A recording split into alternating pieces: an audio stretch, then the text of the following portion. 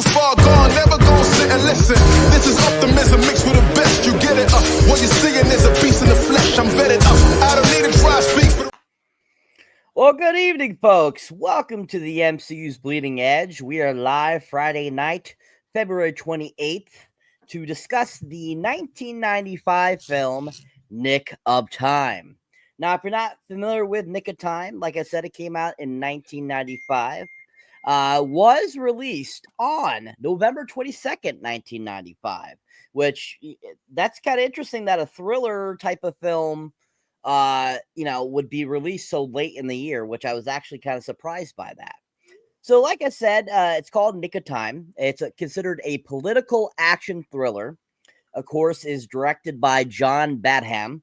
Now, John Badham has gone on to do quite a few films over the years. He's known for Saturday Night Fever, Dracula from 1979, Blue Thunder, War Games, Short Circuit, Stakeout, Bird on the Wire, The Hard Way, Point of No Return is pretty much his like big hits.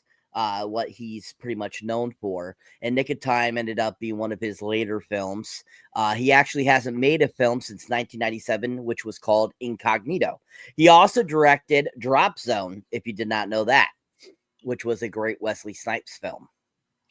Anyway, so this stars, of course, the awesome, of course, Johnny Depp, Christopher Walken, Charles S. Dutton, and Courtney Chase. This film has a pretty small cast, but I think it's a very effective cast. Marsha Mason is in it. Gloria Rubin is in it. Roma Mafia. All of them very, pretty much bit actors and actresses that were very common in 90s films and stuff like that. So I think that it had a really decent cast. So to kind of start us off with you guys, hands down, this is probably one of the films that I watch a billion times a year. I absolutely love it.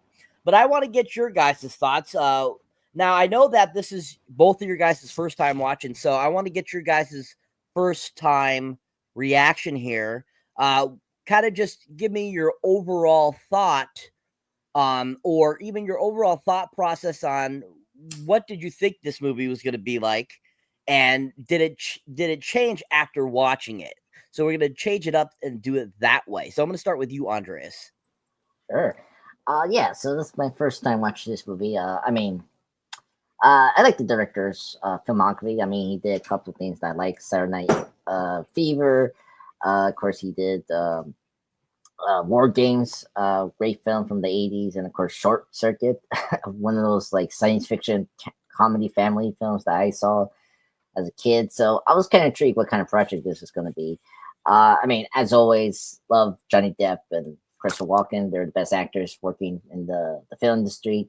And so I don't know, I don't know what I thought about this. I thought, okay, like looking at the poster behind you and like the short preview before I rented, the film, it looked like another typical, political or like this like kind of mouse kind of 90s movie where like the guy is being forced to do something on his own will, which it kind of was. And then it was funny when the credits started to roll. I thought I was watching a Tim Burton movie because of the music, in the beginning of those, seeing the Volver as you're like, it's very strange that they add that like intro into the movie. Yeah, it was so weird. I thought it was like, wait, is this Tim Burton directing a time travel movie? I was like, what was? I was like, oh, I was kind of intrigued. And then we got to the train station. I was like, oh no, we're just doing the typical, assassin attempt, government thriller kind of films that we see like in the 70s. And that's it's a enjoyable film. I like it. It's 1 hour. It's good. It's in and out. The pacing is really good. The actors are top notch. I mean, oh my God, my favorite actor from this movie is the guy who he has a prosthetic leg. Huey, that's his name. Played by Charles S. Dutton. Great actor. He's amazing. Take your shoes on. Andres, did you say in and out? Hot D. I mean, yes, it is out, maybe, but yeah, I thought he's the MVP. He's my MVP of this movie, and I think he made the movie better, and I just love it. So yeah, overall, great film. I'm excited to talk about it. I think it was really a decent '90s conspiracy thriller. Excellent. Thank you, Andres. I just want to shout out this Kendrill9 in the from stream what do you call it? Jesus. I'm totally blanking on the other place there. This wonderful comment in the section here. You stream greatly. I just want to say, I'm glad you think we stream greatly, which I have no fucking clue what that actually means. But I'm assuming you mean with that we stream that our streams are good. That's what I'm going with. And you said you'd love to join us sometime with your friends. So yeah, add you on Discord. So okay, if you say so. Anyways, thank you for being in our comment section. All right, Jeff, your thoughts, your first overall thoughts here on Nick of Time, sir. I'm gonna drop a Danny Award on the child actor from the movie. I gotta drop a Danny Award. We haven't had a Danny Award winner in a long time, and that child actor gets the Danny Award. Especially for the diving from the fucking like gunshot, or whatever, like at the end, like that was Danny Award material right there. I honestly I didn't know what the fuck this movie was. For some reason I thought it was like, remember I told you, Andres, it was like a sci-fi, robotic, I thought it was like Johnny Mnemonic or whatever, Yes. or something like that. That's what I thought it was, right? Yeah. So I was shocked to see Christopher Walken and everything, right? And I didn't expect that at all. That was surprising to me. I was like, oh, Christopher Walken is in this. You know what I'm saying? Like, okay. I didn't know that. I thought I knew Christopher Walken's filmography pretty well. You know what I mean? So I'm surprised that because I mean, when this came out, probably the only reason I didn't see it was because it probably, for whatever reason, my parents didn't play it in front of me or anything like that, or whatever. Because at that point, that's pretty much how I was watching movies, was like with my folks, with my family or whatever. I didn't know what the movie was about. I was pleasantly surprised that it was a suspense thriller, with Johnny Depp, because I haven't seen him, in anything really, in general, I haven't seen him in anything new film wise or anything like that for a while. So it was kind of nice to see him, as the lead character of the, as the main character of the film and all that. I think that people forget that Johnny Depp, he made a lot of solid movies, throughout the years. Like Donnie Brasco was really good, he didn't just do Pirates, Yeah, this year, same time as Nick of Time, he did Ed Wood, great Tim Burton film. Yeah. This is the Johnny Depp that I like, where he was actually acting like an actor. He was very prolific at this time period or whatever, very prolific. He was in a lot of stuff. I think it was Sleepy Hollow that really broke him out, made him like a star, star almost, in a way. That's another classic film right there, Sleepy Hollow. Good one. I love that one. Yeah, that's a good one. But yeah, this was surprisingly good. It's not I mean, I would like go back and watch it again, anytime soon, personally, myself. But it's still an interesting film, and like Andre said, it's it fits right in. Like it's a snug, nice little hour and a half, movie or whatever. You know what I'm saying? It's not too long, it's not too drawn out. You know what I mean? The plot is very simple. It has a very simple premise to it. You know what I'm saying? So like, it's nice they didn't prolong that too long. You know what I mean? Because the movie, it's compact and it fits the story. But I like the cast.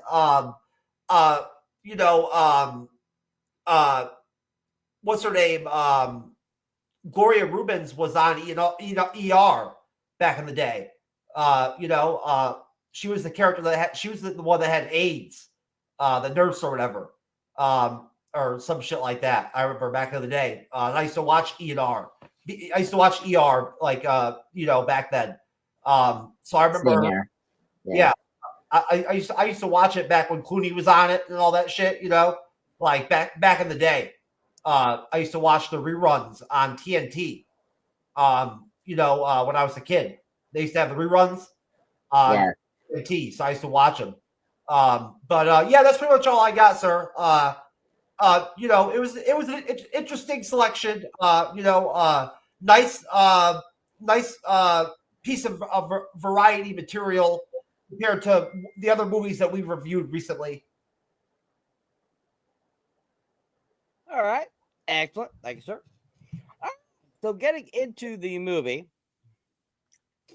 All right. So basically the movie is supposed to be set in present day. So there is no time traveling, unlike Jeff thought. So we start off, Gene Watson, a mild-mannered accountant, arrives with his daughter Lynn at Union Station in LA. As Gene is using a payphone, two mysterious strangers in suits known only as Mr. Smith and Mrs. Jones survey the station and discuss a yet-to-be elaborated scheme. Noticing Gene retaliate against a skater who was harassing his daughter, Smith and Jones set their sights on him. Showing a badge, the two strangers convince Gene that they are police officers and whisk both father and daughter into a van without justification. Once inside, Gene begins to notice things are not right and gets nervous, but Smith subsequently pistol whips him in the leg. Smith then informs Gene that they will kill his daughter by 1:30 p.m. unless he murders a woman depicted in the photograph. He soon learns that that woman is Eleanor Grant, the governor of California, and realizes that killing her would be a suicide mission. So we'll stop there. So what are your guys' thoughts on pretty much the beginning of the film leading up to, Johnny Depp's character, Gene, finding out that he's basically being used here to kill somebody, that he's been put into this situation, his daughter's in jeopardy and all this kind of stuff, and him basically, kind of starting to figure out a little bit here while he was in the van, leading up to basically him getting, kind of getting the assignment before he gets let go to the hotel. So what are you guys' thoughts on kind of that beginning section of the film? And I'll start with you, Jeff. It's the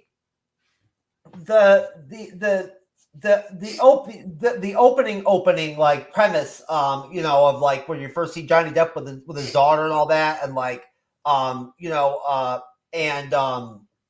Christopher Walken and the chick are like surveying the crowd and all that and everything.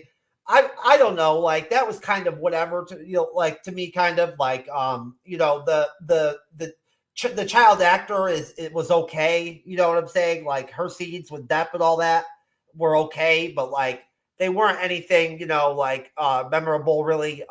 But the premise of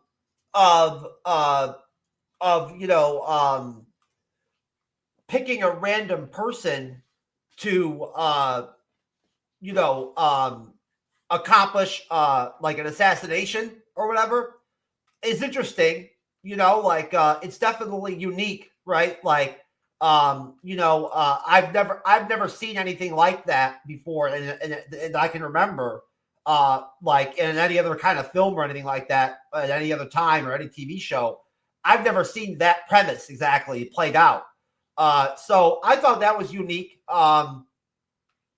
Like the pistol whipping him in the leg and everything, like, was kind of like stupid to me because like I don't see why that would hurt that much. You know what I'm saying? Like, like I don't know, like I don't know, I don't know why that would be that painful. In all honesty, like how hard he hit him.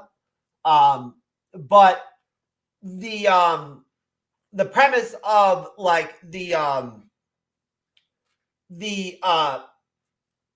speed that they operate under when they kind of grab Johnny Depp's character and usher him into the vehicle, like, with the kid and all that, like, and grab the kid and all that, like almost kind of immediately, and just beset on him, it's like, it makes you wonder, like, if you were in that situation, what would you do? You know what I'm saying? Because like when somebody shows you like a police ID or whatever, like your immediate reaction is to like, submit. You know what I mean? Like mine would be, you know what I'm saying? Like, like I would just do what they told me to do, so it's interesting, like, on that level to me, like, like looking at it from the outside in, like, that's kind of how I saw it. Like what would I do? You know what I mean? And it's definitely like a really fucked up situation to be in if you're the character, in terms of like your options and all that, obviously, at this point, like, the movie doesn't have as much of a conspiracy, kind of like tone to it as it's going to end up having later on. So that's pretty much all I have to say. Just that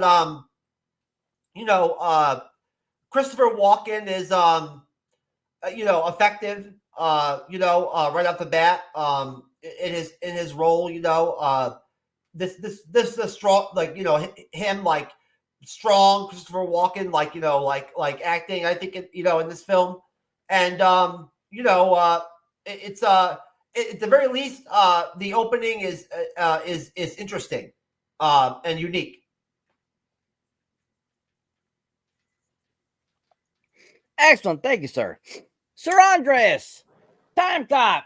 Your thoughts, sir, on the beginning of the film leading up to basically them telling what he's going to be doing?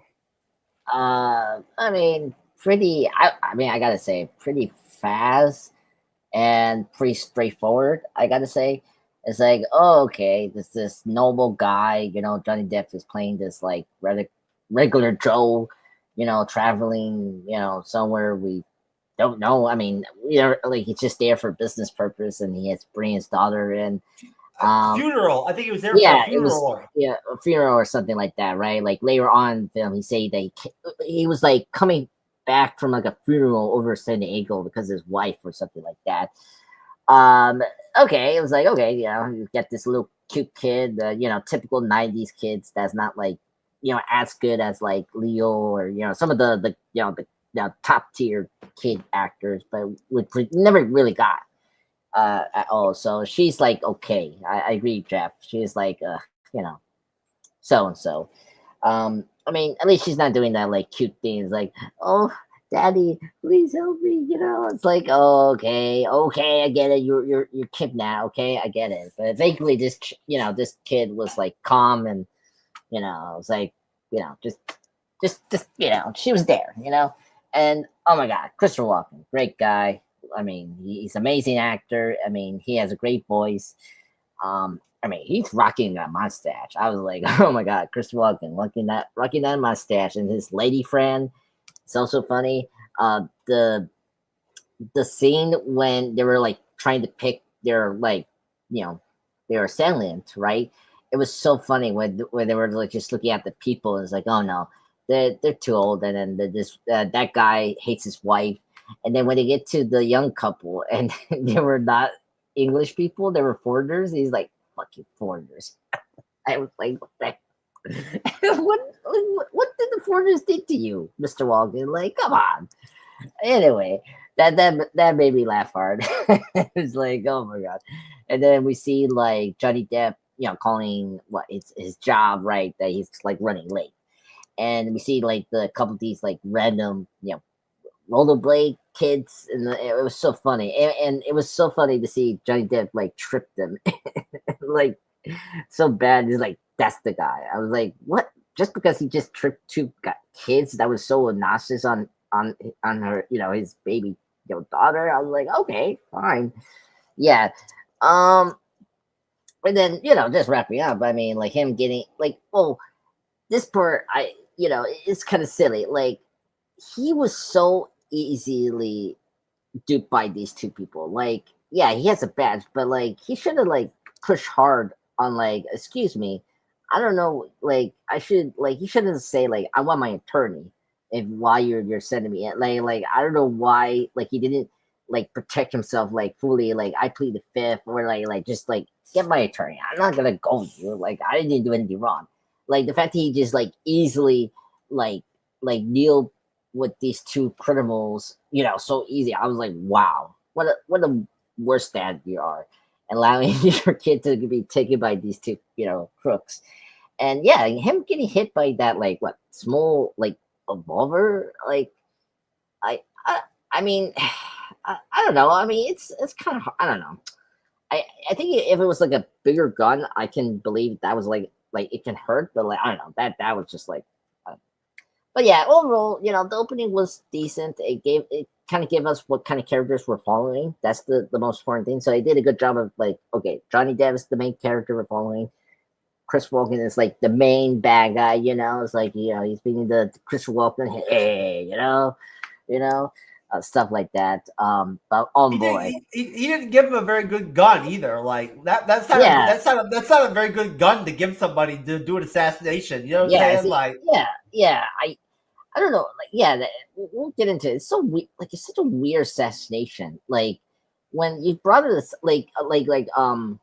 what was it this year or 2 years? The Great Assassin movie attempt, In the Line of Fire, Clint Eastwood movie, where John Malkovich was trying to attempt to kill president. His way of attempting killing the president was really neat, and he was trying to build like a plastic gun so that it doesn't like be detected by like metal detectors, like that was like a really cool like way to build up this assassination attempt. Here it was like so fast, and it's like we don't know who's this person besides we get later that it's the governor or whatnot. I don't know. We'll get into it. It's like so many like questions I have about this like conspiracy, but we'll get into it. But overall, opening is okay. It's like it's nothing. It's like, oh, okay, like here's this character. His daughter is now in danger because of his stupidity of like not defending himself as a civilian. What's this? San Diego. He's in, whatever. Or Los Angeles. He's in Los Angeles. Sorry. He's in Los Angeles. So, but just to wrap up, it was very funny to see the kid watching like a bunch of homeless people, doing their laundry. And then seeing one random shot of this one homeless people getting attacked by the one homeless person. So I was like, oh, okay, great way to tell me we're in Los Angeles. Anyway, overall, good opening. Excellent, sir. Thank you. Yeah, I have to agree with the gun. Most definitely, like that is the most pathetic gun you could give somebody to use. It's like basically like a snub nose, revolver, and you're like, that's not gonna shoot very far. Like if you're far fucking away or something, like I don't feel like that would get the job done very well. And you kind of looking at it going, why is he giving him like this like really horrible gun? Like if you want somebody to assassinate somebody, wouldn't you want to give them a really good gun or something? You know what I mean? So yeah. I thought that was kind of funny. I have to agree with you guys there that gun was pretty freaking hilarious. And the slapping of the knee with the gun, I definitely I would get why that would like seem to hurt. Especially because that's all bone right there. So I mean, metal hitting against that, I think that would hurt. but not for very long. I think it would be like ow at first, and then all of a sudden you'd be like, okay, it's fine. Kind of like how he did in the film, I felt, except for when he's rubbing it a little later. But I thought that was kind of interesting. Especially, and then when he like looks at his leg later on and he sees like a scar, I'm like, that wouldn't have left an impression like that. I'm sorry, that looks almost like a cut. So that was kind of weird. But anyways, yeah, great beginning. I really enjoyed the beginning. I think it's the whole section where they're trying to pick somebody out to use as the killer is hilarious.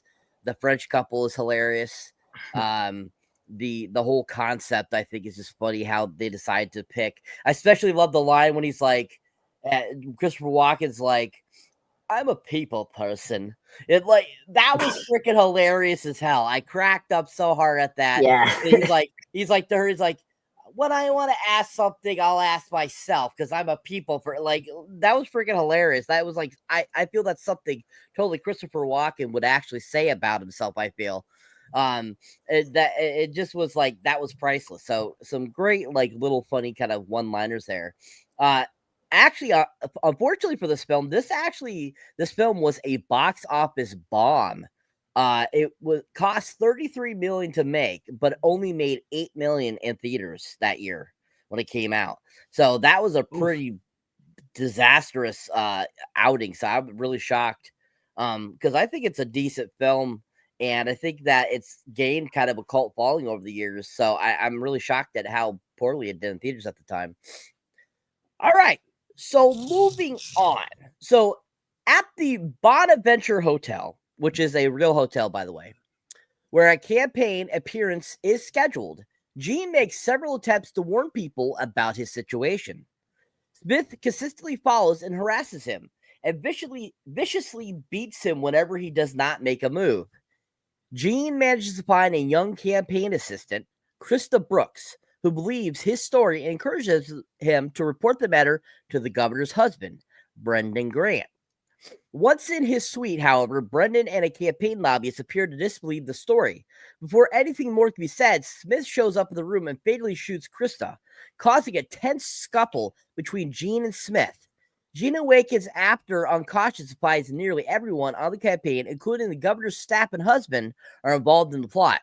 With an unnamed lobbyist masterminding it, all in revenge for the governor not carrying out her campaign promises to his interest. Now, also during this scene, we get that taxi drive over when he tries to tell the cab driver with his business card, but he throws it away. And they smash the van into the cab. This is also when we first encounter Charles S. Dutton, too, as well. We get to see him briefly, saying, "Get your shoe shine, get your shoe shine," and basically, this whole section, we get kind of all these little like movements by Gene, him trying to figure things out and stuff like that. He misses that brunch. He gets into the elevator with the governor and doesn't shoot her, and he gets beat up, of course. That's when we first are introduced to the governor and to Krista. This is also kind of, we have him getting a drink, and basically kind of all these little outings, up to him going to that venue section where he gets through with the gun. And he confronts Krista to ask for help, and she takes him up to the thing, and she unfortunately gets killed.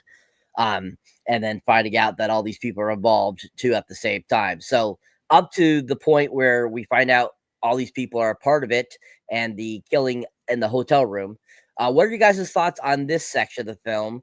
All the kind of attempts that Gene tries to warn people to get help.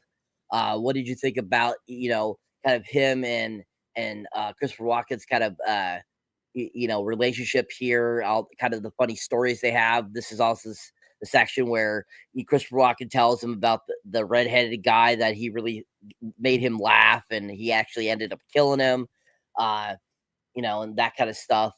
And just kind of your overall thoughts kind of leading up to that unfortunate death of Krista. Started with you, Andreas. Yes. Okay.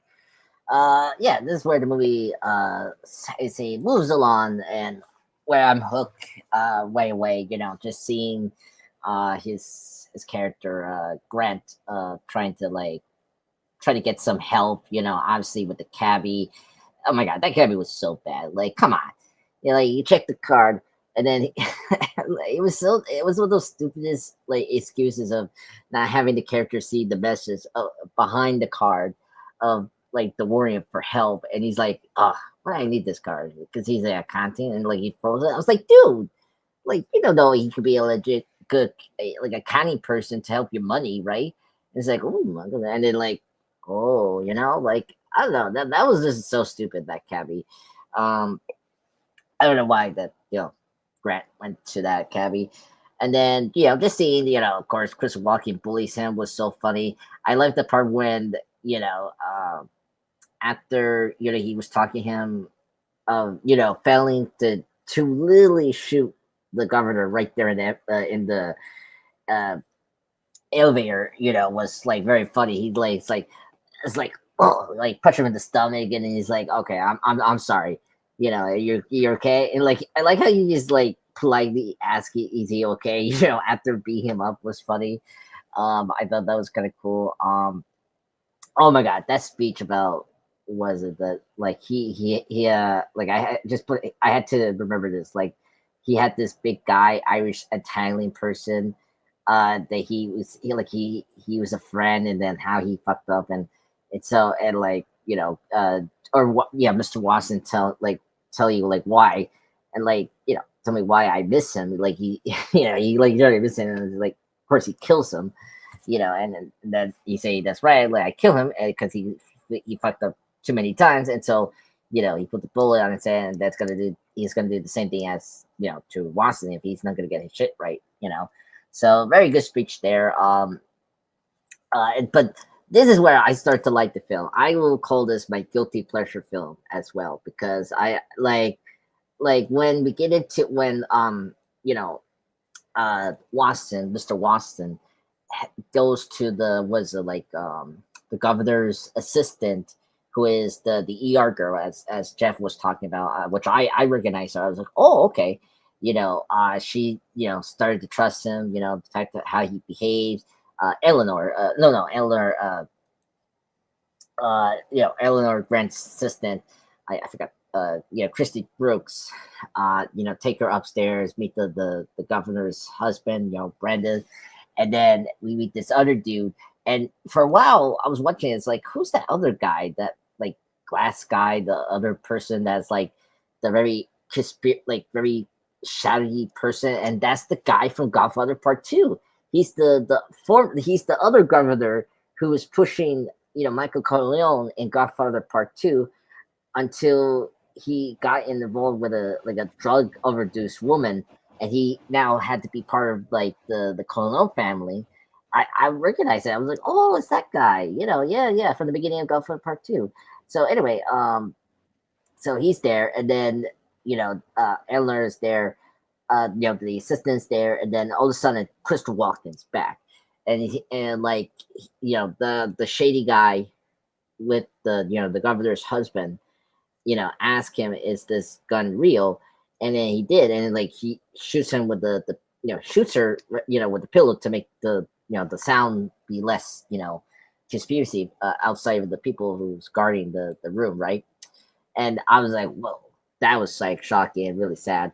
And then all of a sudden, like Mr. Gene Washington starts to become like Ethan Hunt from Mission Impossible, like, or like a hero now, like an action hero from the 90s or 80s, and he like shoots at Christopher Walken, and then like he shoots like a couple of the Secret Service, and then I was like, oh wow, like this is like badass. I was like, oh my god, we're getting action here, and then all of a sudden, like Christopher Walken came back from the dead. I was like, what the hell?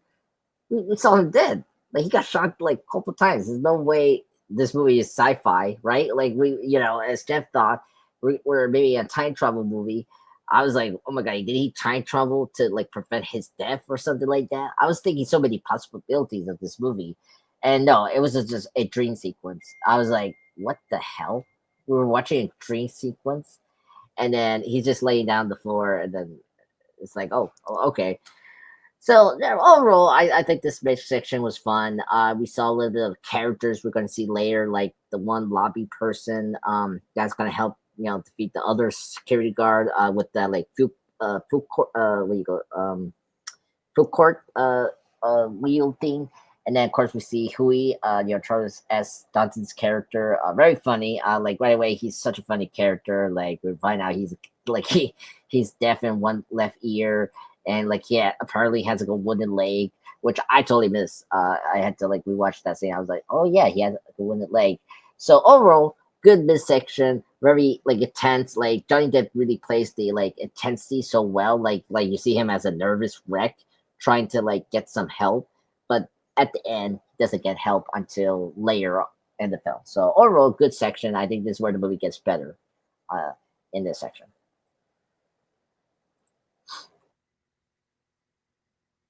Excellent, sir. Thank you very much. Yeah, the dream sequence there after he's getting choked out.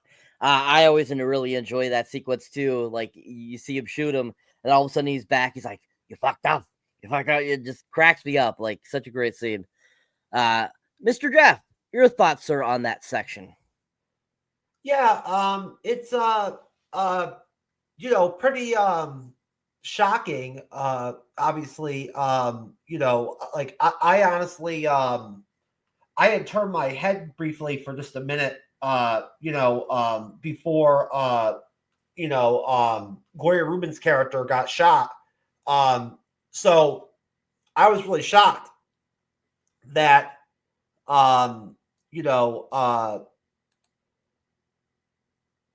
they, that seemed like a somewhat of an extreme to me, when that happened. I'm like, Jesus Christ, you know what I'm saying? Like that, like I couldn't believe that Mr. Smith or whatever, was willing to take it to that level. But it's certainly sends a message to Johnny Depp's character, in terms of what could potentially happen to him or his kid. You know what I mean? Like, the seriousness of like the situation or whatever for him, they're sticking with like this dude as an assassin. Like it's gonna happen, like no matter what, almost it seems like, right? Like that was one thing about like their plan. Like they're so reliant on like this random person to do this. You know what I mean? Like that's a strange like plan to go with. You know what I mean? For an assassination. Just kind of strange, like to be that heavily reliant on one person like that, based off of like the abduction of the daughter. You know what I mean? Like, like it's shocking, obviously, that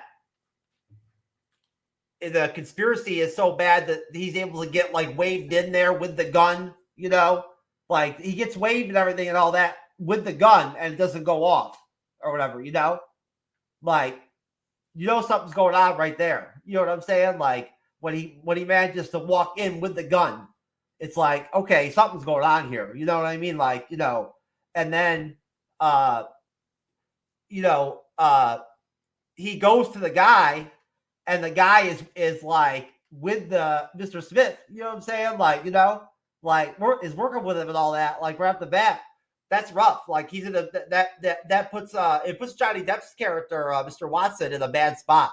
So it's very suspenseful, very intriguing, seeing the level of conspiracy there is going on, like overall, amongst like, the governor's campaign or whatever, the husband and all these other characters and all that, like there's a lot of people that are a part of the conspiracy. You know what I'm saying?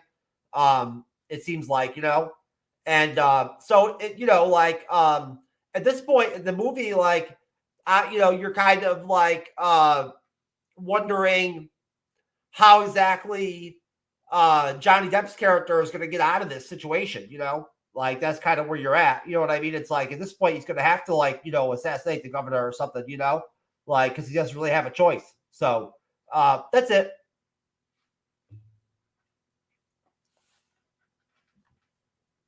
All right, sir. Thank you. Yeah, I mean, there is a lot of thinking involved, I feel, at this section of the film, especially because when you find out that all these people are involved, you're just like, holy crap, like, who is not involved, basically. So, most definitely that conspiracy theory I could see coming about, most definitely. So, great point there, Jeff.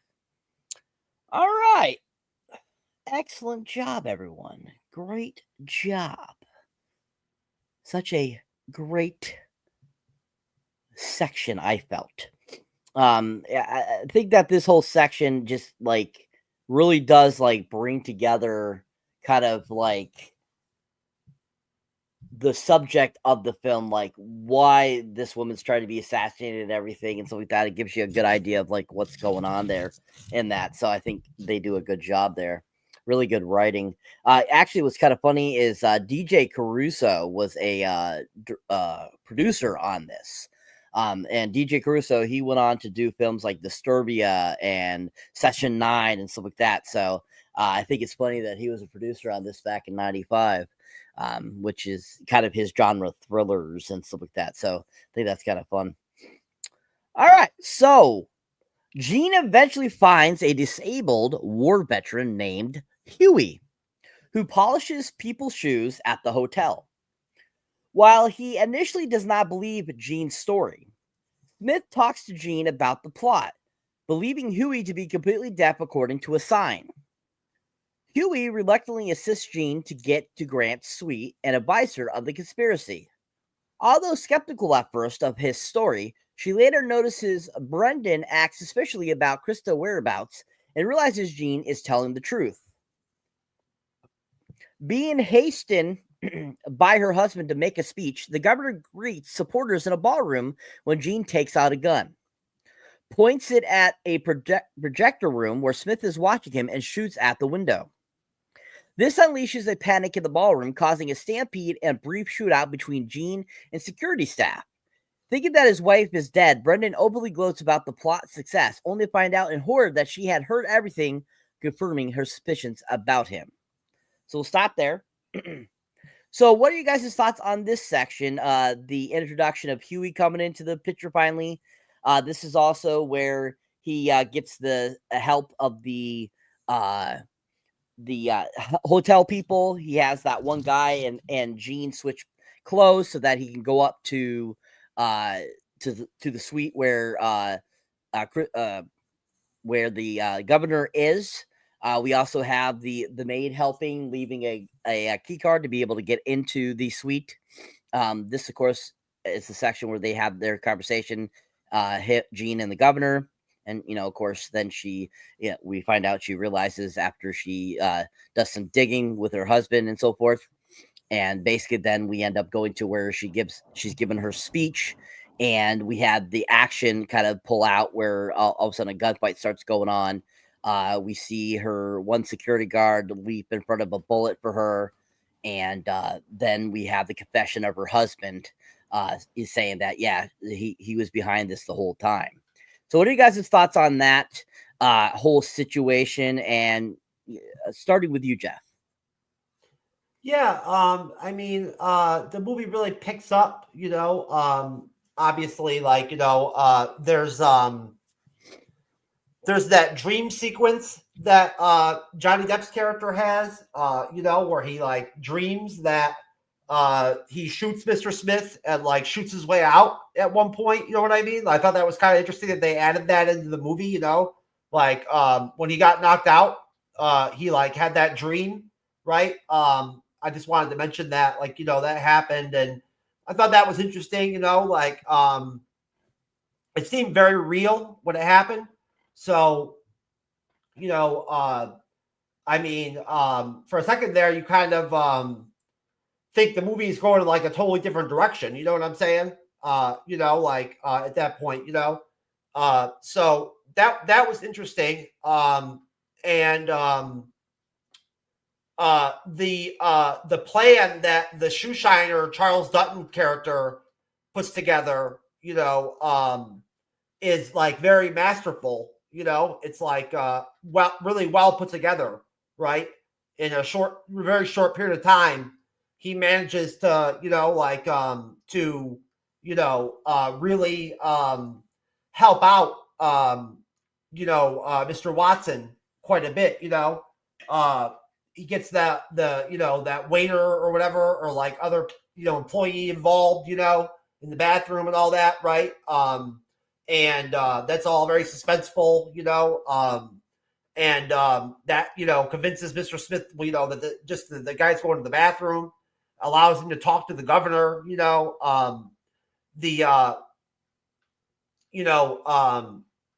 he holds the gun on the governor with the pillow and all that, like he's gonna shoot her, like you think he's gonna shoot her, but he doesn't shoot her, so yeah, it's I mean, he really didn't have any choice but to shoot at Christopher Walken, and for it being a little tiny like gun, like Johnny Depp shoots it pretty damn good. Like he's pretty accurate with it, when he goes to shoot it. So he's pretty good with it.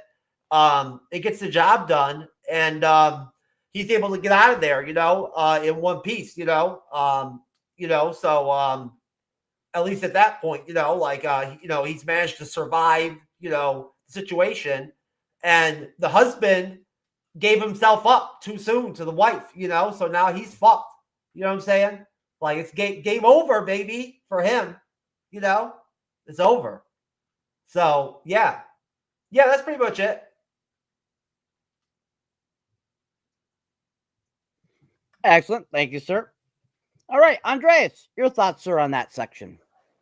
All right, this is where we get the good stuff here. After failing to get any help, he goes back to our good friend the shoe shine person, and the fact we know he's deaf was kind of like, okay, why are you doing this again? And oh my god, genius way to like get him to be on your side, like the fact that he's what is it, like he's deaf in the left ear or the right ear? That was always confusing to me when I was watching this film. Like, but he heard the whole assassination story plot theme, so now he helps him.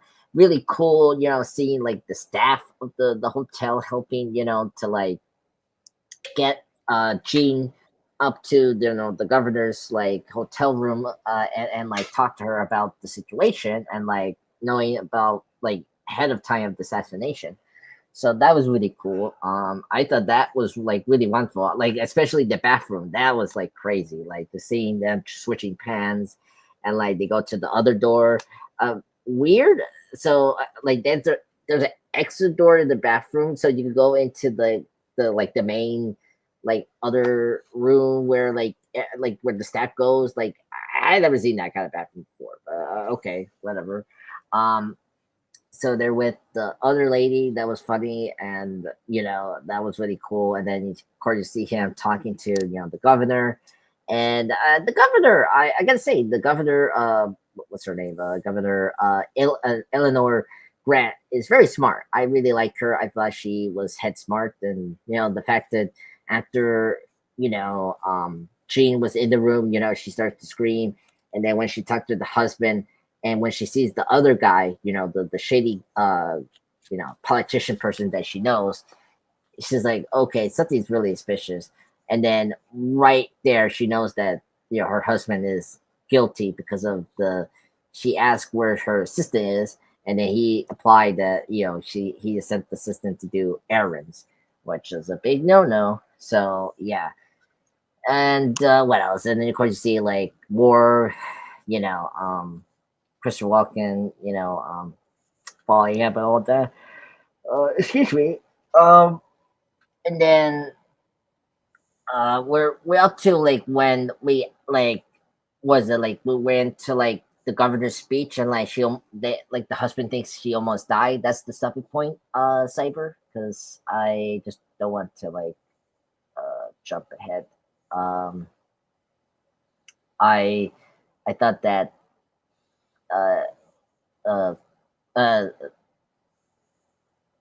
am I frozen or Iceman yet? Anyway, so what else in my notes? Yeah, I thought this section was pretty good. I thought it was not like a this section I really enjoy. I thought, you know, it hooked me right there, and I think like everything just came together. Like everything now is fully in place for like our heroes to know what's going to happen, and before we get into the assassination attempt. But the only thing I kind of wish we kind of knew. Well, like we know that, like I like the idea that they're trying to kill her because of the broken promises that she did for the people in the states.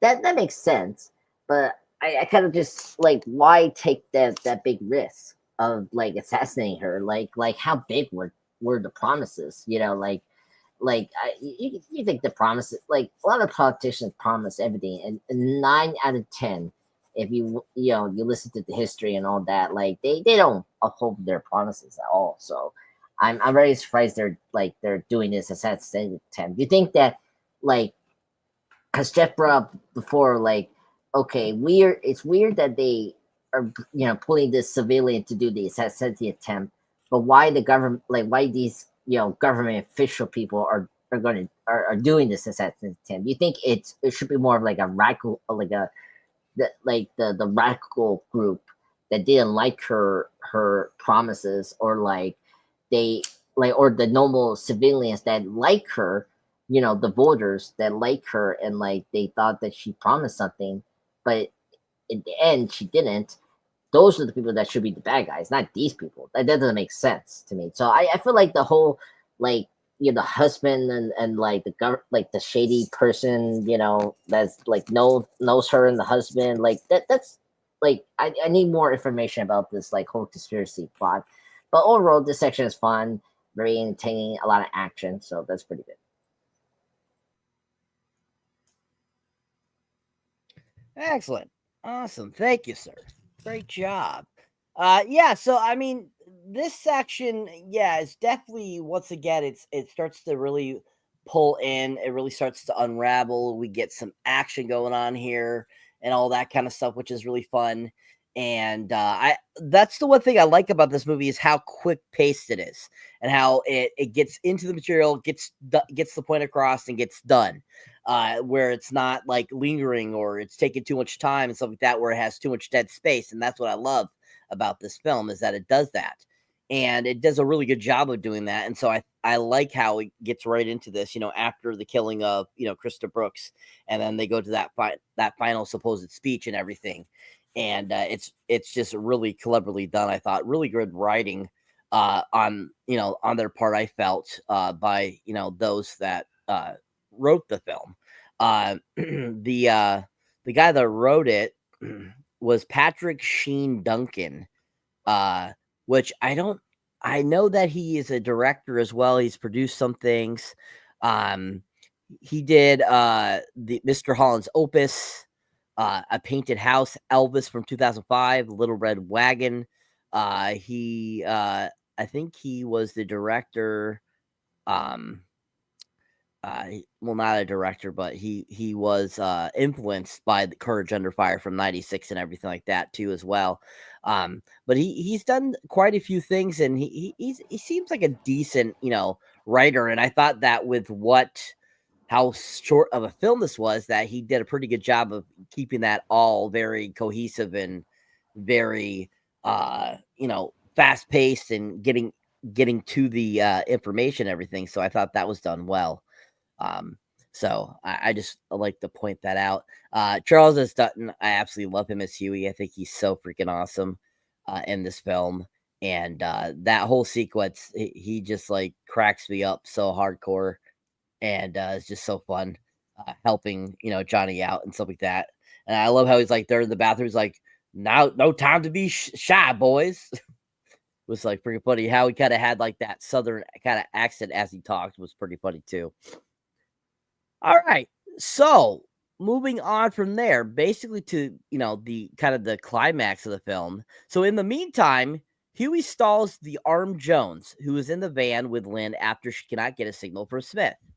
He then annoys her with a squeegee man scheme to the point of a violent confrontation in which she shoots his wooden leg. Lynn quickly tries to get out of the van when Smith opens the door and begins to shoot at her. Right after she hides under the seat, Gene appears and shoots Smith. Ailing from his wound, Smith congratulates Gene for becoming killer just before he's finally shot by him. Before Jones could get a clear shot at the father and daughter, he beats her unconscious with his prosthetic leg and wind-tipped shoe. The final scene shows conspiracy mastermind stepping on Gene's broken wristwatch and leaving the hotel in a car. All right. So that's pretty much the conclusion of the film. So what are you guys' thoughts on the, finale of the film?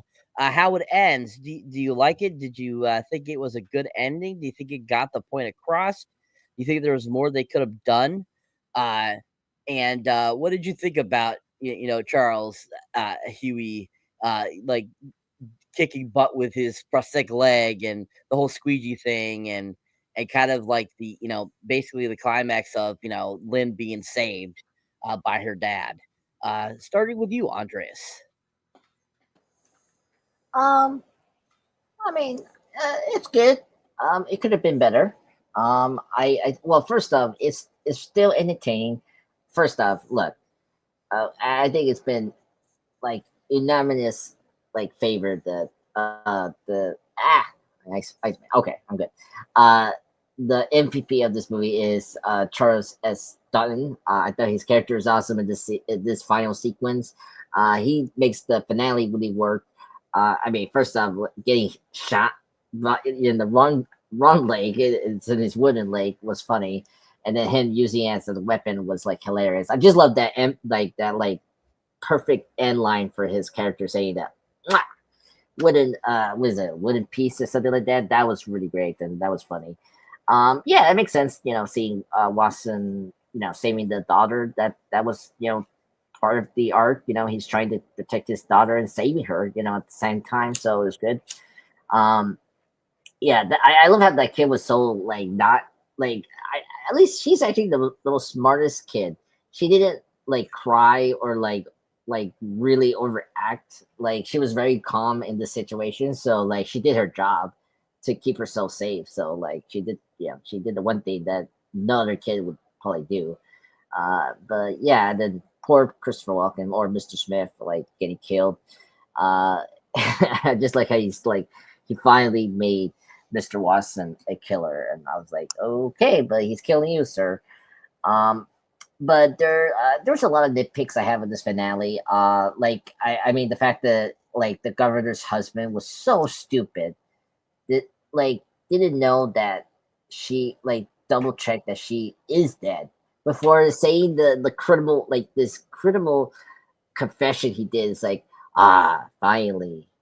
Well, sorry, honey, you had to go, And then the fact that he confessed all his crimes to her was like hilarious, and then it was hilarious that the bodyguard who thought like sacrificed himself to protect the governor is actually alive because of the vest in the back of him to save him.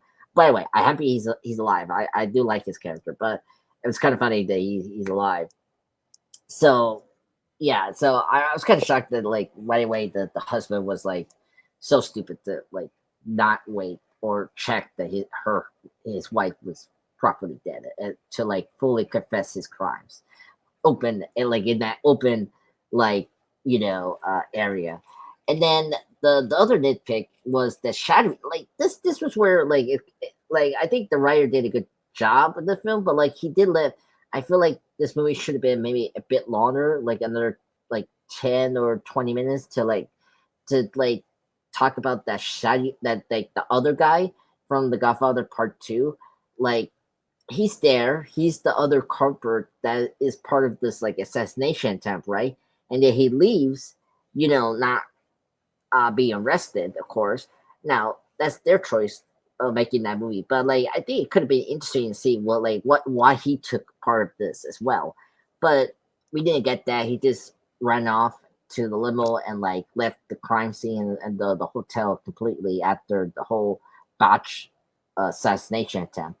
But overall, I think this was a good, decent finale. Not the best. It's it left some like lingering questions and some like stupid, things that like kind of bogs down the finale. But it's a decent one. It's not a bad one.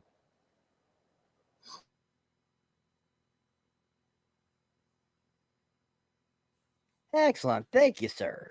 Yeah, most definitely. I think it's a very solid ending. It could have been a little better, most definitely. But I think overall it gets the point across and is a solid ending. I have to agree there with you. Mr. Jeff, your thoughts on the conclusion, sir? Well, it's very finite, obviously, the premise of the story, of the film or whatever, is of one that where, once the movie gets to a certain point, it can only go in one direction, again,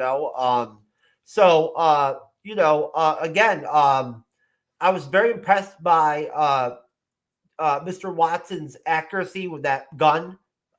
He was pretty good shooting that thing.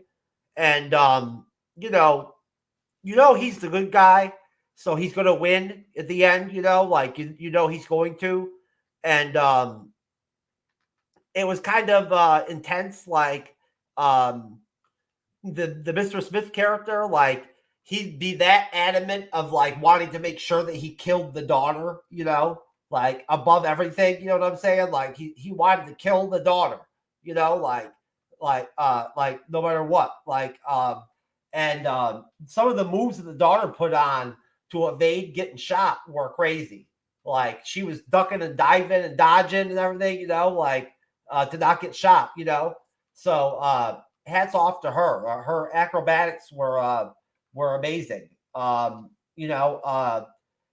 scene where Charles Dutton, Huey, beats that chick up with his like prosthetic leg or whatever was awesome. I thought that was cool. I really liked that. I forget what show that chick was on.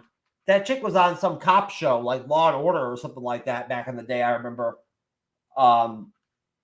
But yeah, that's pretty much it. It's they framed the movie out at the end, like where they show like that last character, that like inside man, like the other conspirator guy, like leaving or whatever the hotel, and then it ends. It's like very quick ending. Like it really wraps up quick.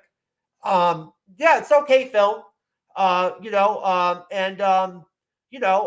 ending is just okay, basically. It's nothing special, but it's an all right movie. I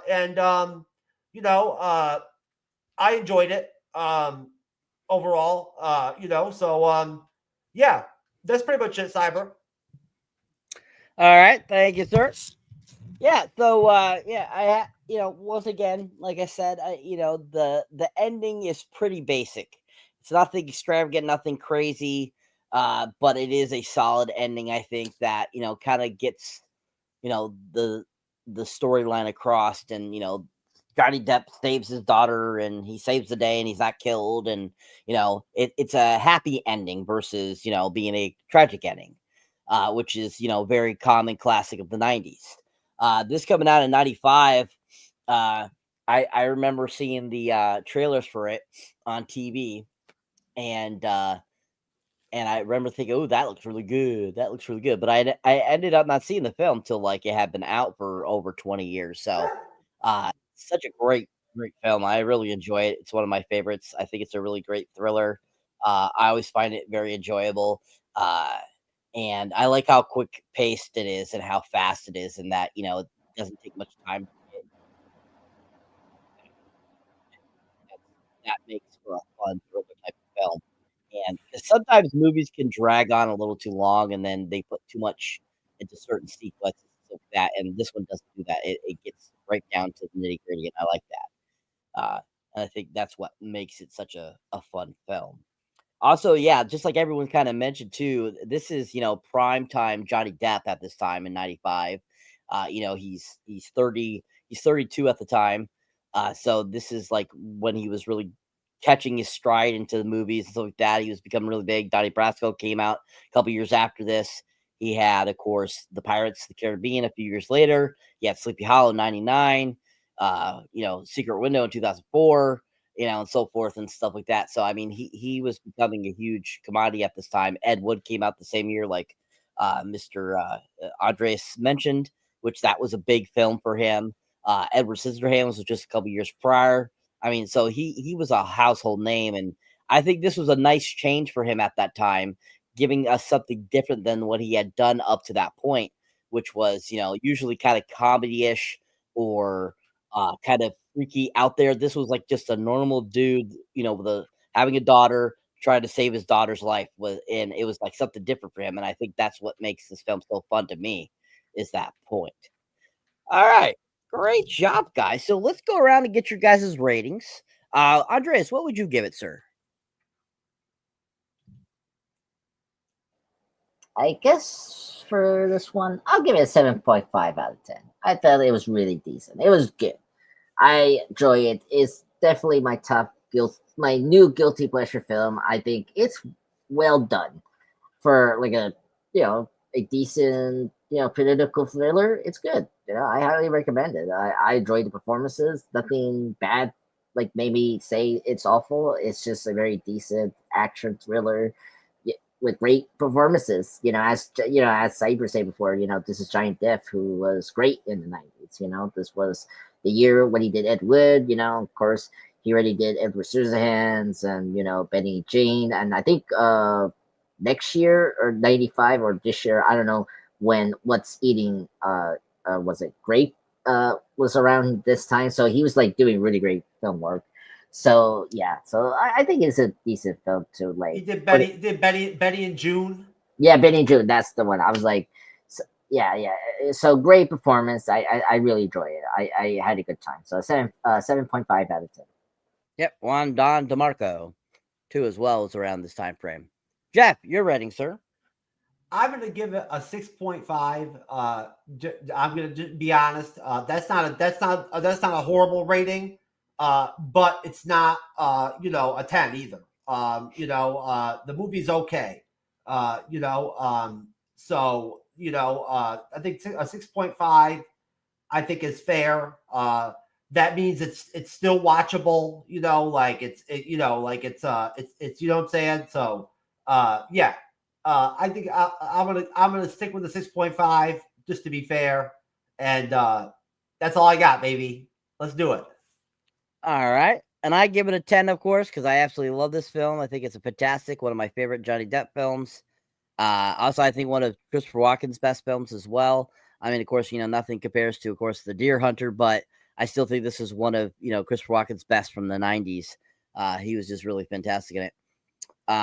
So, yeah, excellent job, guys. So we got a 10, a 7.5, and a 6.5. So great. All right. So that is the conclusion of Nick of Time. So from there, I will give it over to my co-host, and we'll go from there. I'm trying to open my horizons to vegetables because I'm a pretty picky eater. You're not a picky eater if you're 600 pounds.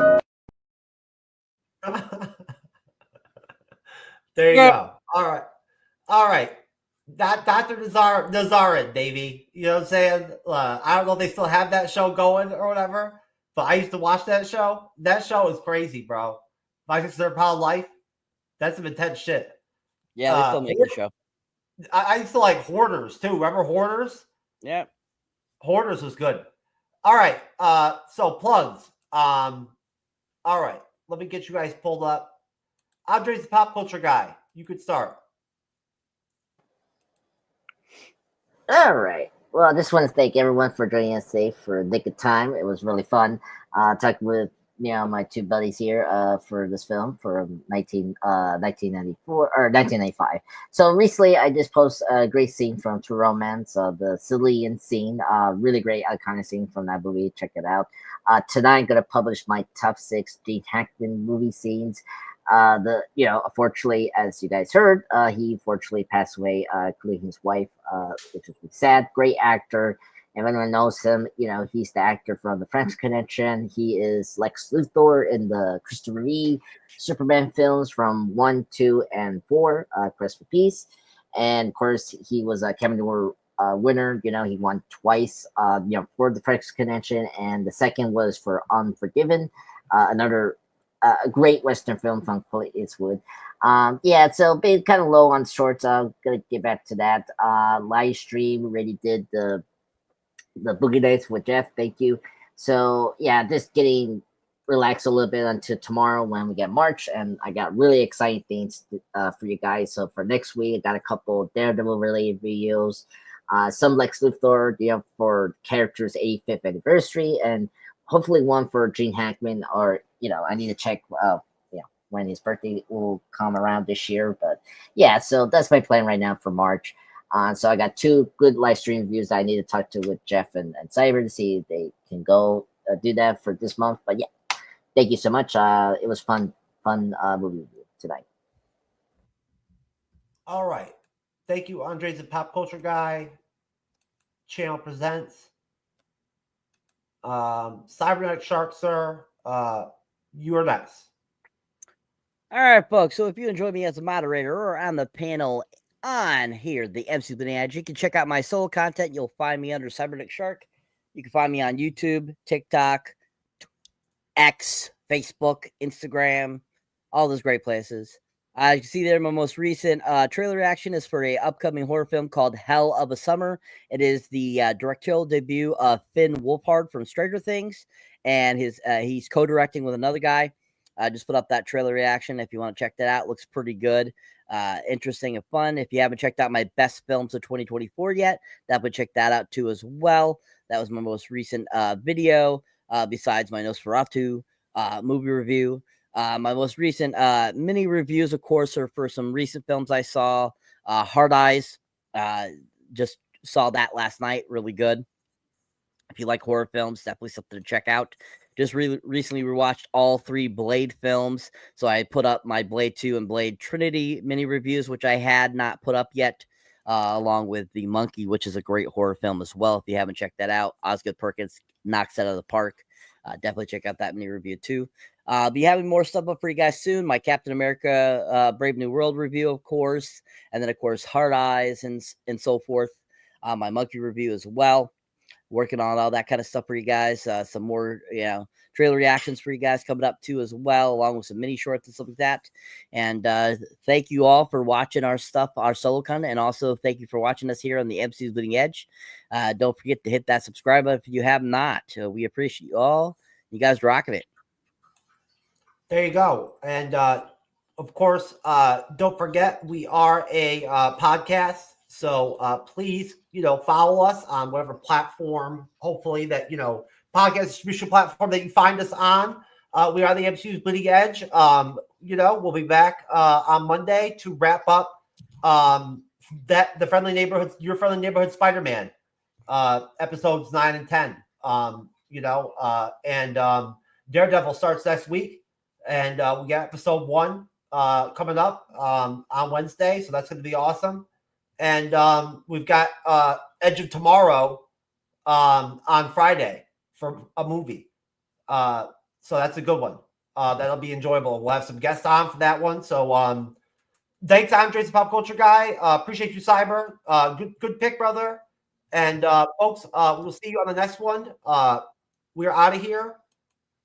Peace.